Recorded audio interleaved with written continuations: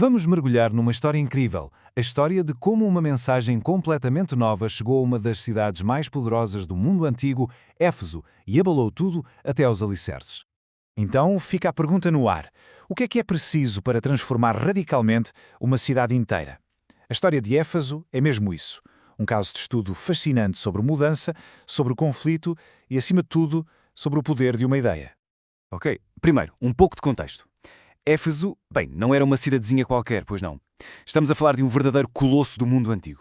Um centro nevrálgico de comércio, de cultura, mas o coração da cidade, a sua identidade e, vamos ser sinceros, a sua carteira, girava toda à volta do Templo de Diana, uma das 7 maravilhas do mundo antigo.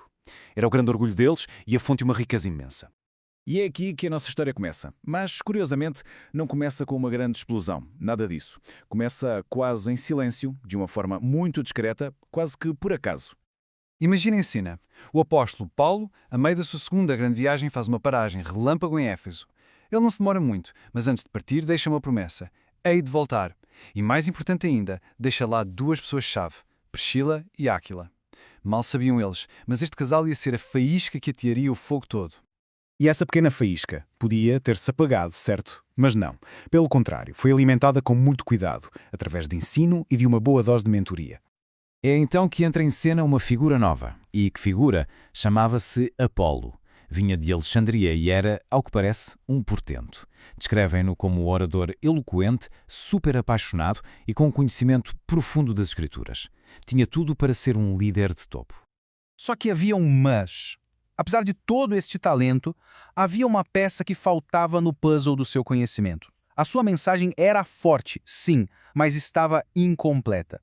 Ele só conhecia o batismo de João, o batismo de arrependimento. E aqui vemos a genialidade de Priscila e Áquila. Em vez de o apontarem a dedo em público ou de o verem como um concorrente, o que é que eles fazem? Chamam-no à parte, em privado. Explicam-lhe as coisas com mais detalhe, com mais precisão. Não o rebaixaram. Pelo contrário, elevaram-no, fortaleceram a sua mensagem. Mas afinal, qual era a diferença? Era assim tão grande? Era. O batismo de João era, digamos, um passo de preparação.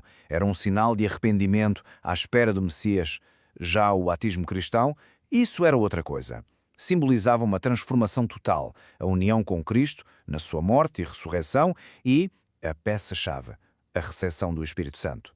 Esta pequena correção foi absolutamente crucial para a comunidade que estava a nascer.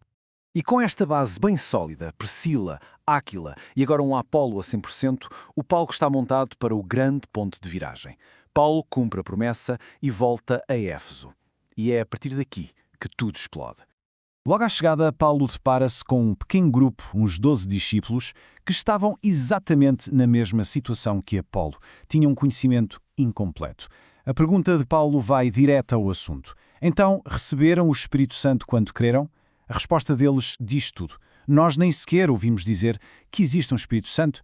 Imaginem, Paulo, claro, explica-lhes a mensagem por inteiro. E o resultado foi imediato, foi visível. Mas atenção, isto não foi uma coisa de um dia.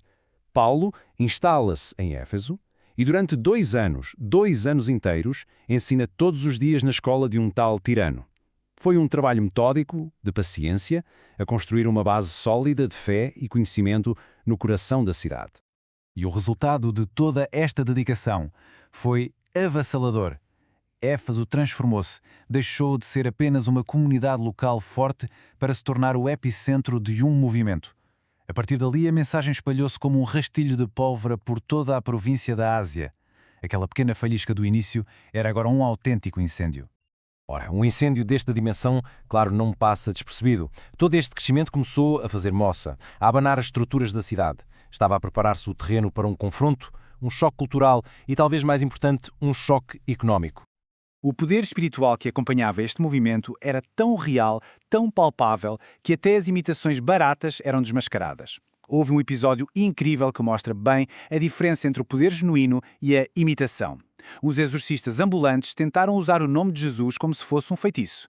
A resposta que levaram de um espírito foi, bem, arrepiante. Jesus conheço e Paulo sei quem é. Mas vocês? Quem são? Claro que uma história destas não ficou em segredo. Espalhou-se pela cidade como fogo. E o resultado? Um sentimento de medo, de respeito profundo, apoderou-se das pessoas. Ficou bem claro para toda a gente que aquilo não era um truque de magia, não era uma fórmula mágica. Era poder a sério. E a prova mais visível desta mudança de mentalidade veio logo a seguir. As pessoas que tinham acabado de crer, muitas delas envolvidas em artes mágicas, fizeram algo drástico. Juntaram todos os seus livros de feitiços e queimaram-nos em praça pública. O valor estimado? 50 mil denários. Para se ter uma ideia, um denário era o salário de um dia de trabalho. Estamos a falar do equivalente a mais de 130 anos de trabalho. Foi uma declaração pública e muito cara de que as coisas tinham mudado. E com tanta gente a virar costas às velhas práticas, o inevitável aconteceu. A economia sentiu. Em particular, um negócio, a venda das réplicas em prata do templo de Diana. Era uma indústria gigante em Éfeso, um pilar da economia local. E de repente, as vendas começaram a cair a pique. O problema é que a tensão já não era só religiosa. Era uma tempestade perfeita. Por um lado, a mudança de fé, por outro, o prejuízo económico, que afetava diretamente o bolso dos órifes. E, para juntar tudo isto, um golpe no orgulho da cidade. O prestígio do seu amado templo estava a ser posto em causa.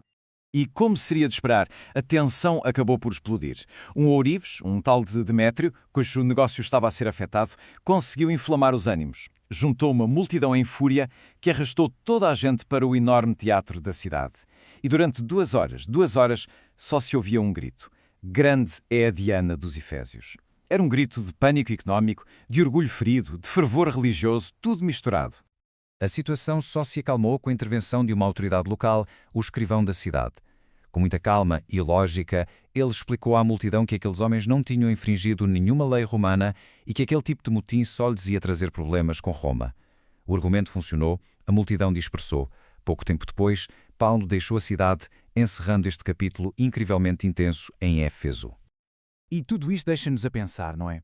A história de Éfeso é muito mais do que um simples relato do passado. É um exemplo vivo de como uma ideia nova pode abalar até às fundações uma sociedade inteira. O seu poder, a sua cultura, a sua economia. E a pergunta que fica no ar é esta. Quando tudo treme, quando tudo é posto em causa, o que é que no fim realmente fica de pé?